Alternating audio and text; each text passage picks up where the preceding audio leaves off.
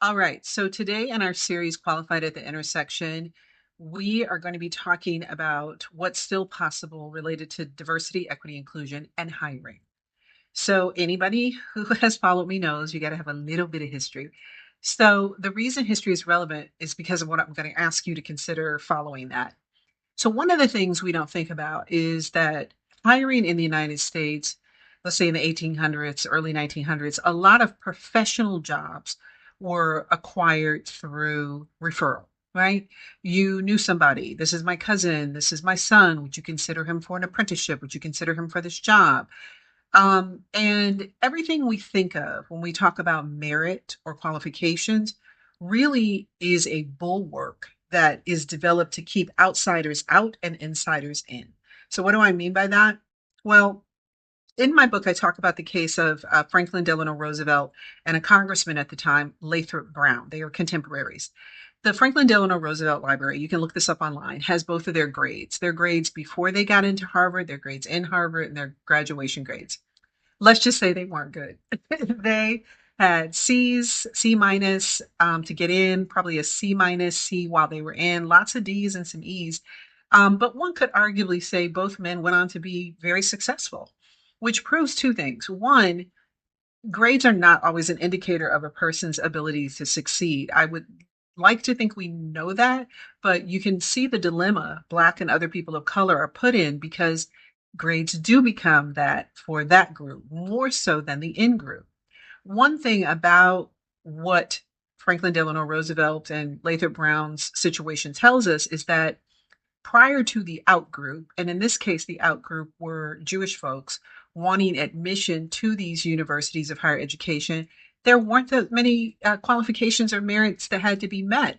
And when the scaffolding went up, which would be the SATs and the LSATs and all that, they didn't come about. They say they came about because they wanted to ensure quality, da da da.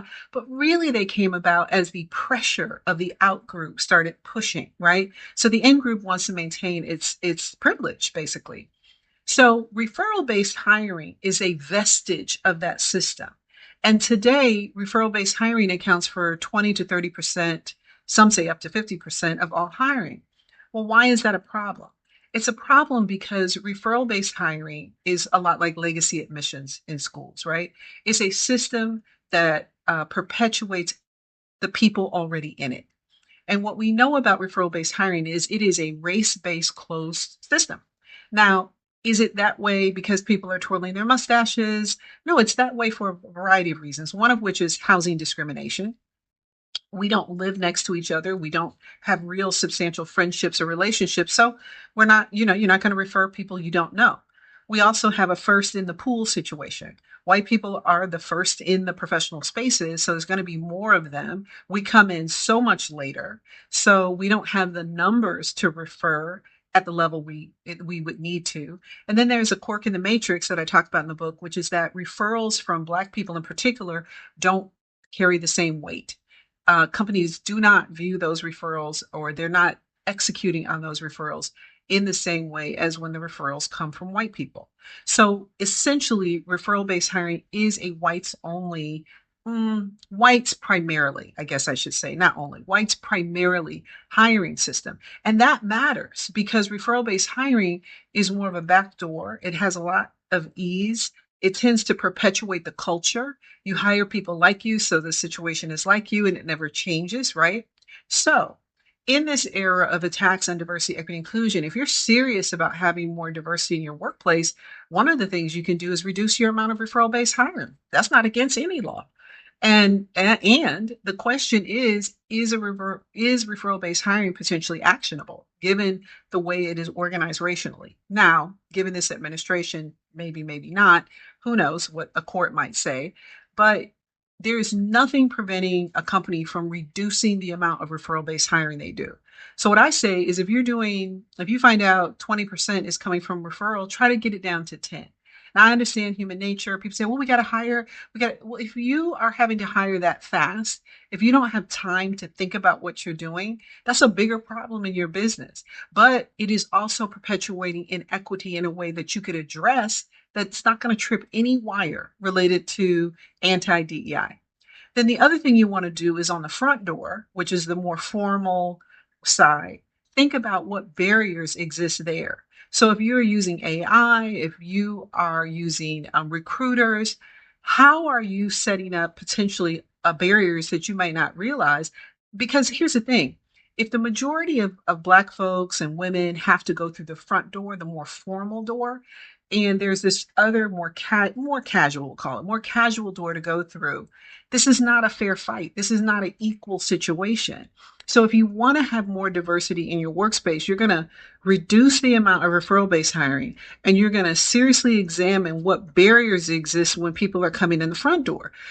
Do you have an AI model that understands that, if somebody has 1 year less than what you're asking for, they shouldn't be kicked out, right? Do you have a recruiter who isn't, and they talk about being conservative because they want to get paid, isn't so conservative that they are afraid to bring you a candidate of color? Like, make sure your front door actually is open to all and that the barriers aren't there. So the second thing you can do in this age around hiring is job announcements. Look, these job announcements are simultaneously vague and ridiculously specific. So let's look at this from a litigation perspective. You know, getting hired at a job is not like getting into law school. Getting a job isn't like, oh, I'm only going to take the people who had A's. The people who had B's, they have to be secretaries for the rest of their career. Or Franklin Delano Roosevelt could have never been president, right? Or Lathrop Brown could have never been a congressman because their grades say that that's impossible, right? So we don't hire like that. So there is flexibility you hire for a variety of reasons. But if you have blocked yourself into a corner with an overly onerous job description, then should there be a dispute about, oh, I'm a more qualified white man because I have 1 more year experience than Sherry, so why did she get the job? Well, part of that has to do with how are you describing these jobs. Job descriptions, like I said, they're simultaneously overly vague and overly specific, and they hinder your ability to get a diverse pool. Now people say, well, then how can I hire? Look, if you slow down and you really think about the elements of the job, and then you also think about, where are you flexible? Does it have to be 4 years? It could be, 2 to 4 years of experience, right? If you can prove and show your results in XYZ, that would overcome experience, right? The job descriptions need to get much better, and they need to open up the space. If you look at a job description and only 10 people on earth can fill that job, you got a problem with your job description, man. And here's the thing. What we know is that, and this goes back to referral based hiring, when people are already inside through, so we have the referral folks, they're already inside. When it's time to promote, they don't always meet those. Many of those people could not meet the job description you put out for the public, for the people who come in the front door, which are generally people of color and women more. They have to meet all of these. Now, the people who came in through referral already got a benefit of coming in through referral. Then they get the benefit of not really having to meet all of these standards, because those standards, it's a different kind of deal internally. So in this era, what I would suggest companies do to still make sure they have reverse hiring pipelines is significantly reduce the amount of referral based hiring you do. Figure out what that number is and try to cut it in half. I mean, ideally, I would like to see no referral based hiring, but I live in the real world. I know real people aren't going to do that, but I know you can reduce the amount. Then I want you to look at the front door and look at what kind of unnecessary barriers you have that make it difficult, because the majority of your people of color are coming in that way and they do not have the advantage of that referral based hiring most of the time. And then we got to look at these job descriptions. These job descriptions are going to get more and more important around potential litigation problems. If you have a job description and it says you got to have 15 years experience for this. You have to have done la da da da da da da da, this long list. And then you meet somebody who is amazing and dynamic and they don't have that, but they happen to be Hispanic or Black. Now you have this white person says, well, I had all these things and you said those are the only things that matter. So why don't I have this job? You see where I'm going here? So there is a way to still hire. And then as it regards recruitment, there's nothing that says you can't recruit from diverse nonprofits, schools, universities. I had somebody tell me that they had a lawyer tell them that you can no longer recruit from HBCUs. Well, that's just nonsense. And that actually would be discriminatory. You can recruit from there. Diversity, equity, inclusion is not the law. It never involved quotas. It doesn't involve hiring people who don't have merit or skill. What data tells us, which is absolutely the opposite, that generally when Black folks get a professional job, they have more education, experience, and skill than the job they are in. So they're frequently underemployed in jobs not commensurate with their education or experience. So that means that there are more people of color, specifically Black folks out there, who are in fact qualified for jobs who don't have them. And it also means that there are more white people out there who have a high school education or college degree who have jobs for which Black people have to have an undergraduate, master's, or PhD to get that same job. So we see that this idea that any of these thoughts around hiring mean you're getting the less qualified, you don't care about merit. Well, as I said at the start of this, merit and qualifications really only come online as ways to exclude, not to validate ability, but to exclude people from the group. And it's not to say you can't consider anything about somebody's skills. It's to say that you need to ask yourself, specifically with these job announcements, these crazy job announcements, if this laundry list of things is backing you into a corner, potentially a litigation corner, but also backing you into a race-based exclusionary corner. Is it truly necessary?